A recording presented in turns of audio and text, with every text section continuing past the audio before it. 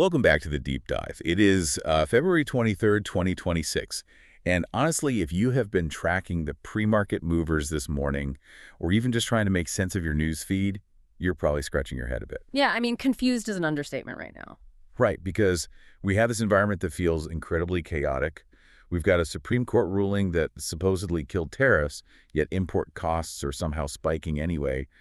We have a housing market that looks completely dead on volume, but is seeing all-time highs in renovation spending. And then, of course, there's the big one. Artificial intelligence. The narrative, everyone is just buying completely blind right now. Exactly. The narrative that big tech is just printing infinite cash to fund the AI revolution. Yeah. But we have a huge stack of reports today to go through. We've got some heavy forensic accounting from Manal Mehta's market intelligence desk.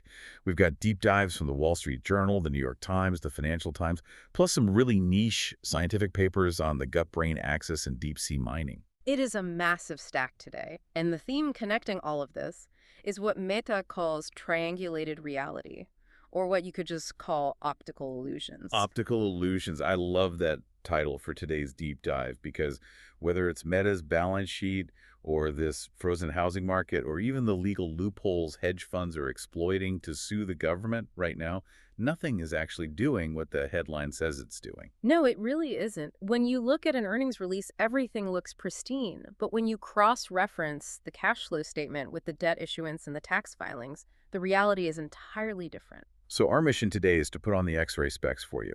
We're going to look past the headlines and find the actual signal in all this noise. Figure out where the money, the power, and the science are really moving. And the noise is deafening right now. But if you know exactly where to look, specifically down in the footnotes of these 10K filings, the signal is actually quite alarming. Let's start with the money, because the biggest story in the market is obviously the AI build-out. The story we are being sold is simple. Tech giants, and Meta is the poster child here, have a core advertising business that is so ridiculously profitable they can just burn billions on AI chips and data centers without even blinking. They report massive free cash flow. They do. So what is the lie? Or the illusion, I should say. The illusion is completely in how they define the word free. If you look at the 2025 numbers, Meta reported this massive free cash flow number. And investors see that and they think, oh, great, they have plenty of liquidity.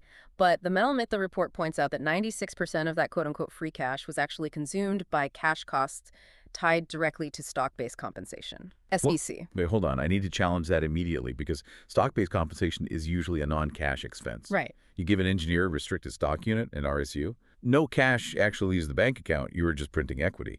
So why would that eat up cash flow? That is the common misconception. And frankly, it is exactly what the CFOs want you to think. You are right. The initial granting of the stock is non-cash. But there are two massive cash hooks attached to that equity that do not show up where you would logically expect them to. First is the tax man. Okay, the taxes? Yeah, when those RSUs vest, they count as regular income for the employee. And Meta, like a lot of these companies, often does a net share settlement. Meaning they withhold some of the shares to pay the taxes. Correct. They withhold a portion of the shares, but they still have to pay the IRS the cash equivalent of those shares immediately. That is billions of dollars actually leaving the building to pay withholding taxes. That is a direct, hard cash outflow. Okay, so that is the tax bill. Yeah. But surely that alone shouldn't account for 96% of their cash flow. That seems way too high. It is. The second hook is the dilution offset. Think about it. If you keep printing new shares to pay your AI engineers, and we know these AI engineers are demanding absolutely huge equity packages right now. Insane packages. Right. So your total share count explodes. And existing shareholders get heavily diluted. To stop a shareholder revolt, Meta takes its operating cash and goes out to buy back its own stock from the open market. I see. So they're essentially spending cash to neutralize the shares they just printed out of thin air. It is a hamster wheel. It is exactly a hamster wheel. And here is the accounting illusion. Under standard JAP rules, that tax payment and that share buyback are very often categorized as financing activities. Not operating costs. Exactly. They are not subtracted from operating cash flow. So when you calculate free cash flow, which is just operating cash minus capital expenditures, those billions of dollars in labor-related costs are just totally invisible to that specific metric. That is incredibly convenient for them. So the free cash flow metric, the exact number that Wall Street worships to value these companies, essentially ignores the cost of paying your own workforce. In this specific context, yes, it absolutely does. If you treated those buybacks as a labor cost, which functionally they are because they are just offsetting the stock given to labor, Meta's actual cash generation basically collapses. Wow. And that explains why, despite, quote, printing money, according to the financial press, they had to double their debt load to nearly $60 billion last year. That was the number that really stood out to me in the Wall Street Journal report today. You do not take on $30 billion in new debt if you have endless piles of cash just lying around. Precisely. They are leveraging up the balance sheet to fund the AI arms race because the cash flow is an optical illusion. And it actually gets much worse when you look at the infrastructure side. There is this thing called the data center gap. Right, let's get into the Moody's report from the stack, because this blew my mind. Big tech is using special purpose vehicles to hide debt. SPVs, yes. They are increasingly using these off-balance sheet entities to keep data center liabilities completely off domain books. I mean, SPVs. That sounds vaguely Enron-ish, Right. or is that too harsh of a comparison? It is Enron light. I mean, it is perfectly legal. It is aggressive but legal. It is actually a very common structure in real estate and project finance. But here is the kicker for tech. They are heavily using something called residual value guarantees, RVGs. Walk us through how an RVG actually works in the context of an AI data center. Okay, so essentially Meta or another tech giant will lease a massive new data center from an SPV.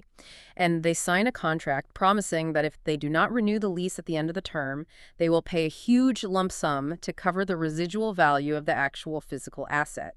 This guarantee is what ensures the original lender to the SPV gets paid back.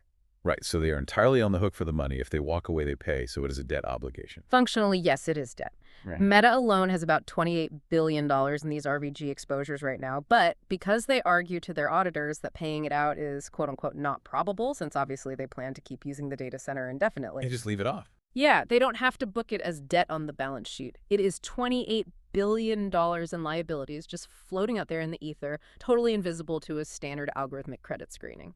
So to summarize, we have inflated cash flow on one side via this SBC accounting trick, and we have hidden debt on the other side via these SPVs.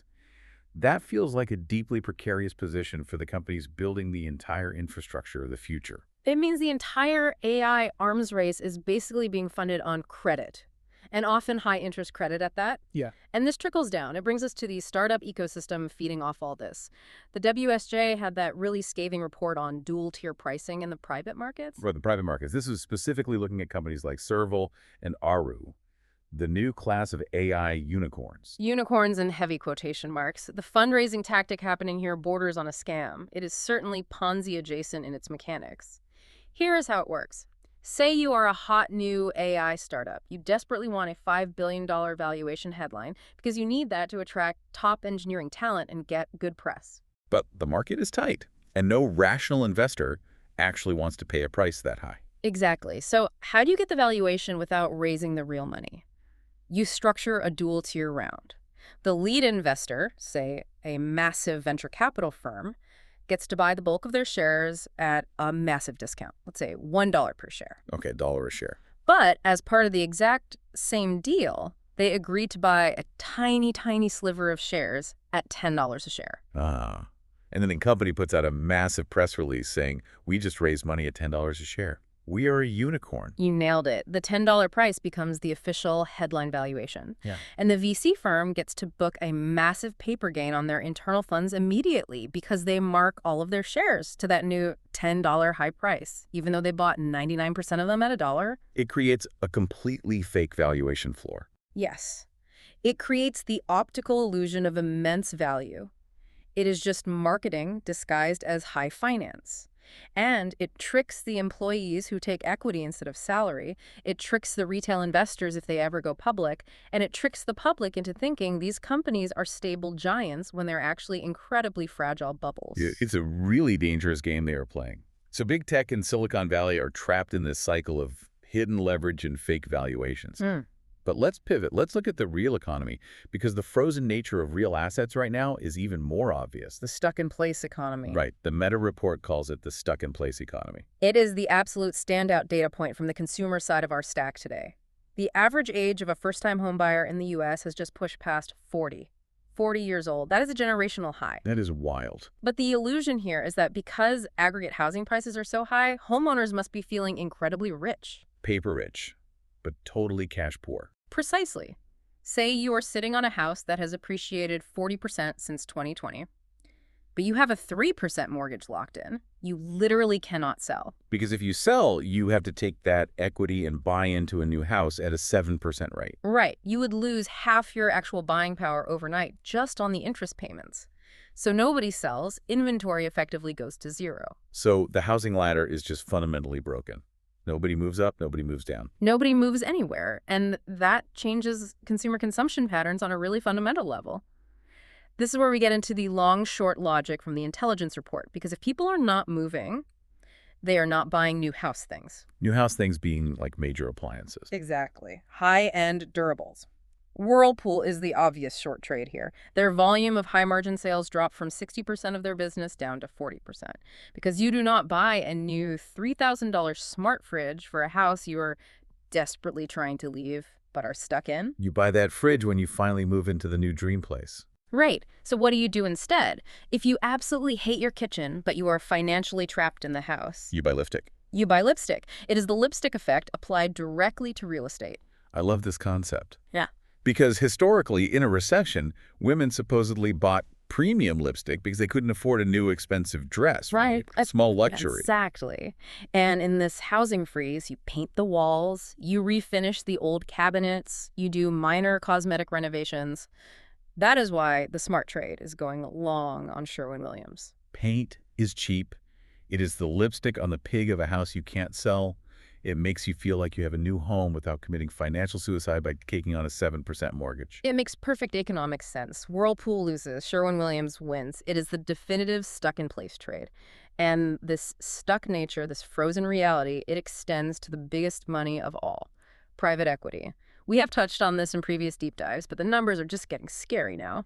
Yeah, the FT report today on this was pretty grim. PE firms are sitting on a record $3.8 trillion in unsold investments. $3.8 trillion. They are calling them zombie funds. Zombie funds, which sounds totally healthy and fine for the global economy. It is a complete logjam. These PE firms bought mid-sized companies 5, 6, 7 years ago, fully expecting to package them up and sell them for a massive profit by now.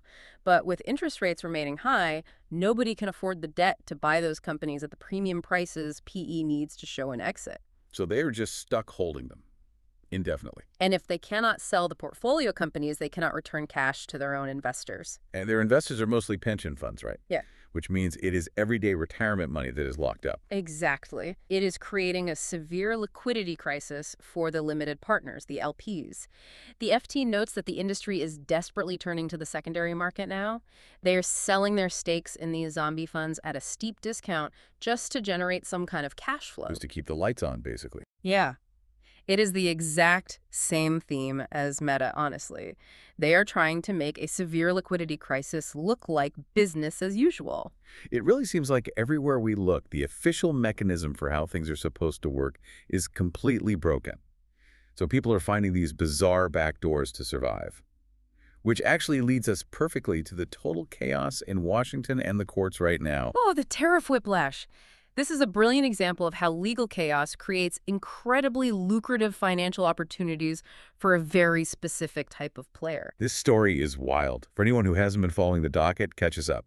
Because the Supreme Court struck down the previous administration's tariffs, right? Which they did. The court ruled that the executive branch drastically overstepped the specific trade statute they used to implement them. So for a very brief, shining moment, major importers like Ethan Allen Furniture and Kids 2, the toy manufacturer, thought they were saved. They thought their supply chain costs were suddenly going down. But the celebration lasted maybe 5 minutes because the current administration immediately turned around and invoked entirely new authorities, different specific statutes from the Trade Act. Just swapped out the legal justification. Exactly. To slap a fresh 10 to 15% global tariff on essentially everything. So right now, today, these importers are in a state of total panic. They literally do not know what their cost of goods sold is today, let alone what it will be next quarter. But here's where it gets really fascinating to me. Because while Main Street businesses are panicking and freezing hiring, Wall Street found a totally new angle. Litigation arbitrage. It is a purely rational market response, but it relies entirely on the dysfunction of the state. Walk me through the actual mechanics of this trade. Because usually if my business owes a tariff, I just pay the tariff to customs. How does a hedge fund trade my tariff bill? Okay, so imagine you are a mid-sized furniture importer. You paid heavy tariffs back in 2024 that the Supreme Court just officially ruled were illegal. So technically, the U.S. government owes you a $10 million refund check. Awesome. Send me the check. I need to make payroll. Right, if only it worked that way. The government fights these refunds tooth and nail in the Court of International Trade. It could easily take 5 to 7 years of brutal litigation to see a single dime of that money. But I am a furniture company. I need cash today to buy lumber and pay my warehouse staff. I cannot wait 7 years for a government payout. You are distressed. You are holding a winning lottery ticket, but the payout window is nailed shut. Enter the distressed asset hedge fund. Here they come. They come to you and say, look, we will give you $5 million in cold, hard cash today for the legal rights to that $10 million claim. And as a struggling business, I take that deal just to survive the quarter. Exactly. The hedge fund takes ownership of the claim. They pool it with 100 others. Then they hire a massive powerhouse law firm like Quinn Emanuel, who, by the way, has actually launched a specific internal task force just for this. And they sue the federal government to eventually get the full dollar amount. So the hedge fund is literally just betting they have the capital to outlast the U.S. government in court. They are betting on the legal precedent. And with the Supreme Court ruling already in hand, it is a very high probability bet. It is effectively a massive transfer of wealth from impatient, cash-strapped manufacturers to patient capital on Wall Street. These distressed funds are treating tariff refund claims exactly like they treat corporate bankruptcy claims. It is a brand new asset class. And meanwhile, our actual international trading partners are just left holding the bag, wondering what is going on. That is the real geopolitical fallout here. Countries like Japan and Indonesia spent years negotiating complex bilateral deals to avoid these original tariffs. They gave up major domestic concessions, they promised massive foreign investments, and then the Supreme Court voided those deals. So they gave up the concessions for nothing. For absolutely nothing. Now they have already made the concessions, and they're getting hit with the new tariffs anyway. The Mehta report rightly notes that U.S. trade credibility is just fundamentally eroded at this point. I mean, why would you sign a treaty with the U.S. if a domestic court can just delete it and the president can just reimpose the penalty the next day using a different pen? It creates a global environment where the actual written contracts do not matter anymore. Only raw power does. And speaking of power and money, we have to talk about the debanking story that broke. This was a massive validation moment this week. For years, there has been this very loud complaint, mostly from the political right wing, about debanking. The idea that individuals or companies were losing their basic bank accounts strictly for political reasons or viewpoints. Right. And for a long time, that was dismissed by the mainstream financial press as a conspiracy theory, or just standard algorithmic risk management by compliance departments. But the New York Times confirmed it this week. They finally confirmed it. J.P. Morgan formally admitted in discovery court filings that they actively closed over 50 of Donald Trump's various business and personal accounts immediately post-January 6, 2021. So this is not speculation or rumor anymore. It is confirmed institutional policy. So what does this actually mean for the markets? I want to be very clear to you listening. We are not taking a political side here on whether the bank should or shouldn't have done it. We are looking at the market reaction. Yeah. Because the idea that a tier 1 global bank can just unilaterally turn off your access to capital. It validates a very specific type of systemic risk, and capital markets absolutely hate unpredictable risk. If you are a high net worth business owner with controversial public views, whether on the far left or the far right, you suddenly have to legitimately worry about your daily access to working capital. Right. The direct consequence of this is the rapid acceleration of the parallel economy. We are seeing capital fleeing the legacy banking system and moving towards censorship-resistant fintech platforms and alternative payment processors. It is forcing a hard fork in the financial system. And is this flight to alternative systems connected to what is happening with the price of gold right now? Yeah. Because gold is acting very strange. Oh, absolutely. The intelligence stack highlights a fascinating gold story today. Traditionally, gold prices move in perfect opposition to interest rates. When rates are this high, and you can get 5% risk-free in treasuries, gold usually plummets because it yields nothing. But that relationship is totally broken down. It is completely decoupled from macro fundamentals. Gold is no longer trading on inflation data or interest rates. So what is actually driving the price to these highs? Storytelling and raw geopolitical fear. Gold has become the ultimate barometer for institutional distrust. Central banks around the world, sovereign wealth funds, they are buying physical gold aggressively, not because they fear local inflation, but because they are terrified of the US dollar being weaponized against them. Like what happened with the Russian central bank assets getting frozen? Exactly. They saw that and realized their dollar reserves are only theirs until Washington decides they aren't. So the narrative of financial sovereignty is driving the price now, not the standard economic data. It really feels like the foundational systems we used to trust implicitly. Gap accounting, international trade treaties, banking neutrality, they're all just fraying at the edges simultaneously. They are. And history shows us that when free market systems fray, the state usually steps in heavily to pick the winners and losers. Which brings us to the sober, curious war. This is such an interesting microeconomic story, the hemp versus alcohol showdown. Because if you go to any upscale grocery store now, I see these hemp-derived THC drinks everywhere, brands like Can and Wink. And they are aggressively pitched as a healthier, hangover-free alternative to booze. And they genuinely are. They are eating significantly into big alcohol's core demographic. The sober curious movement, especially among Gen Z and younger millennials, is incredibly real. People want a mild social buzz, but they do not want the physical toxicity of ethanol. But here is the triangulated reality we promised you. Right. This is not actually a free market battle of better products. It's a regulatory hit job. It looks exactly like one. The market intelligence suggests that the federal government is prepping to drop an absolute hammer on the hemp beverage industry.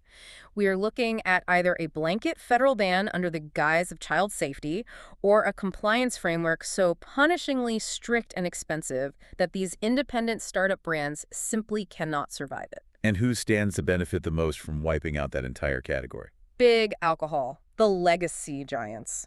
Companies like Constellation Brands and Diageo, they are bleeding market share to hemp innovators. So their strategy is simple. They do not need to spend billions to out-innovate these startups in the lab or the tasting room. They just need to hire enough lobbyists to get the government to kill their competition for them. It is a textbook, classic case of regulatory capture. The state forces a massive sector rotation. The profitable buzz market share forcefully reverts back to the old entrenched giants, not because they built a superior product, but strictly because they have superior access to lawmakers. That is honestly incredibly depressing. Just watching innovation get suffocated by lobbying. Let's look for some actual hope. Let's pivot to the science stack. Because frankly, the biological engineering happening right now under the radar is absolutely mind-blowing. It really is. It is a nice palate cleanser. We're moving from the dark arts of financial engineering to actual life-changing biological engineering. The paper that completely caught my eye was the vagus nerve study. Because I always thought vagus nerve stimulation, VNS, strictly required pretty invasive surgery. Implanting a device in your chest or neck with a wire wrapping around the nerve to help with severe epilepsy or depression. That has been the gold standard for decades. It basically acts like a pacemaker for the brain, sending electrical pulses up the nerve. But this new research we are looking at fundamentally flips our understanding of how VNS actually works. It shows that VNS doesn't just stimulate the brain directly, it actually works by altering the gut microbiome. Wait, zapping a nerve in your neck changes the bacteria in your stomach? Yes. The electrical pulses encourage the rapid growth of specific beneficial bacteria in the gut that naturally produce a molecule called butyrate. Butyrate, okay, that is a short-chain fatty acid, right? Correct. It is a critical metabolite for brain health. And here is the massive medical breakthrough. If the primary healing mechanism of this $30,000 surgical implant is simply prompting the gut to make more butyrate... Might not need the wire or the surgery at all. Exactly. You could potentially just take a highly targeted butyrate-based oral mimetic, essentially a pill. A pill that mimics the exact neurological effects of a surgical brain implant. That is staggering. It is. It links gut health directly and causally to higher brain function. Specifically, they are looking at improvements in semantic processing and direct seizure control. Look. It is a quantum leap for non-invasive neurology. It strongly suggests that a massive percentage of neurological conditions might actually just be severe gut conditions in disguise. Think about the market impact of that. That completely disrupts the entire multi-billion-dollar medical device market for VNS implants. You are replacing a dangerous surgery with a specialized daily supplement. That is huge. And then, sticking with science, there was the cancer research paper. The Trojan horse strategy. Oh, the mesoporous silica paper. This addresses a brutally difficult problem in oncology: cisplatin resistance. Explain that for us. Cisplatin is a very common, very old chemotherapy drug, right? Yes, it is a frontline platinum-based chemo, but certain aggressive tumors, particularly oral squamous cell cancers, often learn to structurally resist it. They build up cellular defenses that essentially pump the drug right back out before it can kill the cell. So the chemo just stops working entirely. Exactly, and the patient runs out of options. But this new paper describes a brilliant delivery mechanism using mesoporous silica nanoparticles. Mesoporous silica. So we were talking about microscopic, highly porous glass particles on a nanoscale. Yes. Think of them as tiny, indestructible nanocages. What they do is they hide a prodrug inside these cages, specifically a precursor to the active platinum drug, a platinum-4 compound, and they float these cages into the bloodstream. The cancer cell, because of how it is mutating, doesn't recognize the silica cage as a toxic threat. So it willingly absorbs it. It actively eats the particle, thinking it's nutrients. And then what happens? Once the cage is fully inside the cancer cell, the unique, highly acidic internal environment of the tumor cell itself causes the cage to dissolve and release the active drug. It activates right inside the nucleus. It is incredibly effective. It works beautifully in 3D tumor models where the standard bare chemo completely fails. It bypasses the cell's outer defense mechanisms entirely. It literally is a molecular Trojan horse. Yes. That is incredible. And there was one more piece in the tech stack that really ties this all together. Using AI for cell selection. Right. This is a project called Pixel to Gene. This is using advanced AI vision models on basic histology slides. Just standard pictures of tissue samples under a microscope. It's exactly just cheap, standard biopsy pictures. The AI is now sophisticated enough to look at the visual structure of the cells and highly accurately predict the underlying gene expression. Without actually sequencing the DNA. Without sequencing it. It allows scientists to rapidly find the specific zip codes on the outer surface of these cancer cells. Once they have the zip code, they can custom design nanobodies to target that exact address. It radically speeds up the entire process of finding the right target for the right tumor, skipping the need for vastly expensive, time-consuming genomic sequencing on every single patient. You know, it is truly amazing to see how AI is actually phenomenally useful when it is not just being used to generate fake startup valuations or obscure cash flow statements. Touché. When applied to physical reality, the tech is genuinely miraculous. Let's zoom back out from the microscopic level to the global stage. Geopolitics. Because the deep dive stack today has some truly fascinating intel on Japan's new strategy. Japan is currently making a desperate multi-billion-dollar gamble. They are initiating operations to mine ocean mud. Yes, deep under the ocean surface. They are targeting deposits 6,000 meters deep on the abyssal plain. 6,000 meters. I mean, the engineering required to vacuum up mud from that depth must be astronomically expensive. Why go to those extremes? Because it is entirely about national survival. They are hunting for rare earth elements. Right now, China essentially controls the entire global processing supply chain for rare earths. Everything needed for advanced batteries, magnets, F-35 fighter jets. Japan is absolutely terrified of being politically cut off from that supply. So they're trying to onshore their supply chain, even if onshore means at the bottom of the ocean. Exactly. They are aggressively building the deep-sea robotic technology to harvest these minerals independently. And the market trade here is fascinating to watch. It is obviously very bullish for Western rare earth companies like MP Materials in the US or Linus in Australia as the whole world tries to decouple from China. But it's also a huge catalyst for the actual engineering firms. Right. The specialized Japanese marine engineering firms building these deep-sea robotics. They are practically creating a brand new, highly lucrative industrial sector purely out of geopolitical necessity. And speaking of critical supply chains, we absolutely have to talk about the massive scandal hitting the aerospace industry right now, the counterfeit parts story. Oh, the AOG Technics scandal. Honestly, this reads exactly like an industrial spy novel. You had this obscure broker company in London actively selling critical jet engine parts accompanied by completely forged fake safety certification documents. And these fake parts actually ended up flying inside commercial passenger jet engines. They did, hundreds of them. And the ripple effect of this discovery is just massive across the industry because it is no longer viewed as just a one-off bad actor. It completely shattered trust. It is forcing a massive flight to safety across the entire global aviation supply chain. Because airlines obviously cannot risk a catastrophic engine failure just to save a few bucks on a turbine blade. They have to audit every single bolt now. Every single piece of metal. So where do they go? They abandon the secondary market brokers entirely and go straight to the deeply trusted legacy Tier 1 names. Companies like TransDigm or Haikai. Exactly. They are fully certified, they are universally trusted, and because of the sheer panic this scandal caused, those verified suppliers can now charge an astronomical premium for their parts. They are functionally the only verifiably safe game in town. It is the exact same theme we keep hitting today. Basic trust in the system is totally eroding, so the price of verified, audited safety is just skyrocketing. Which naturally leads us to the ultimate highest stakes question of safety and trust, the escalating war between the Pentagon and Silicon Valley over AI. Right. This is the showdown between the Department of Defense and Anthropic. It is a profound culture clash of the absolute highest order. The Pentagon recently summoned the leadership of Anthropic, the makers of the Claude AI models, for a closed-door meeting. The current administration explicitly wants the safety guardrails, the ethical limiters, completely removed for military applications of their AI. They want the AI to be able to do what exactly? Essentially everything. Unrestricted target identification, fully autonomous strategic decision-making, and seamless integration into automated kill chains. Wow. And Anthropic, to their credit or detriment, depending on your view, is firmly saying no. Their entire corporate identity is hyper-focused on quote-unquote ethical AI. They absolutely refuse to allow their specific models to be utilized for mass domestic surveillance or offensive lethal weaponry. But the U.S. government has incredible leverage here. They do, and they are using it. The DoD is actively publicly flirting with Elon Musk's xAI and Google's defense division.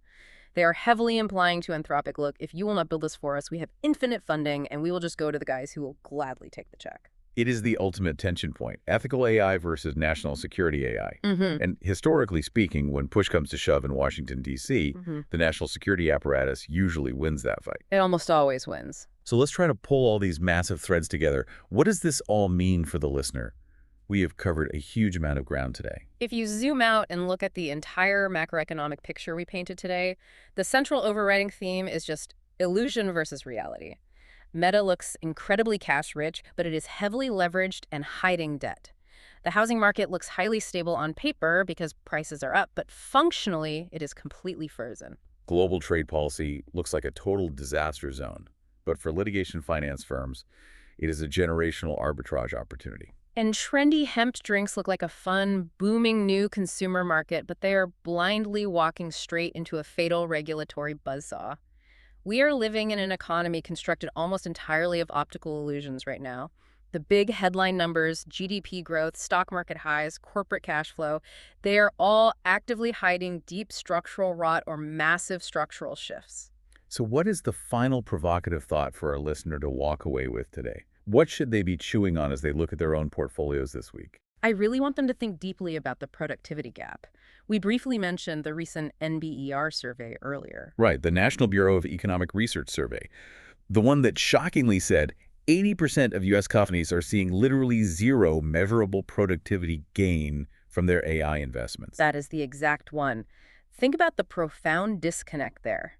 If the AI hardware and software stocks are trading at absolute all-time highs, pricing in a total transformation of human labor, but 80% of the actual real-world economy hasn't seen a single dime of bottom-line benefit from implementing it. Are we in the mother of all bubbles? Or is this just the extremely quiet, very expensive period before the storm finally hits?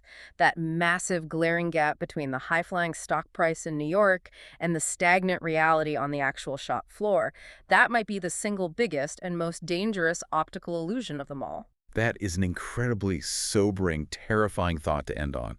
But honestly, that is exactly why we do this. Do not just read the headline on your news feed. Read the footnotes in the filings. Thank you so much for joining us for another deep dive. We will see you next time. Stay curious out there.